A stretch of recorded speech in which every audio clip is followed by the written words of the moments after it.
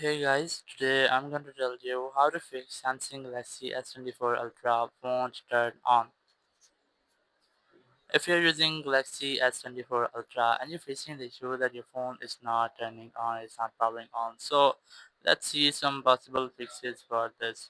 So the very first thing I recommend you how to make a force restart because sometimes it might be that there will be a software glitch which can be easily fixed by making a force restart.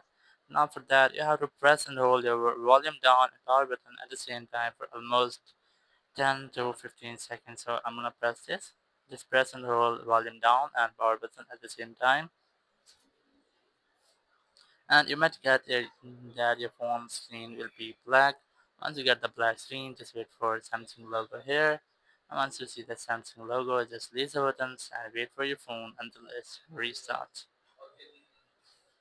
So once your phone has been restarted, you just have to unlock your phone and you have to retry to use your phone to check if it fixed your issue or not.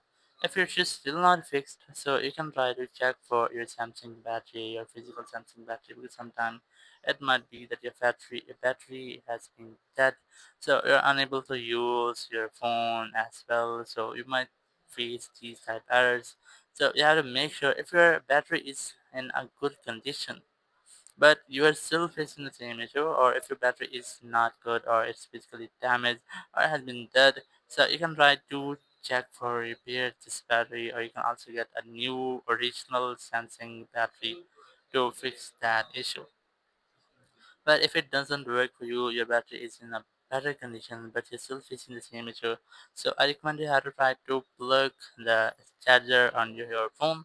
Once your phone is on charging, you have to make a forward restart again, or you can also make a normal restart. Just scroll in control center, click on this power icon here, click on restart, and then click on this restart button again, and your phone will be restarted. Or the better way is to make a forced restart, but you can also make a normal restart here. And once you have restarted your phone on charging, your issue will be fixed and you will not get that same issue again. Thank you very much for watching the video. Until next video, bye bye.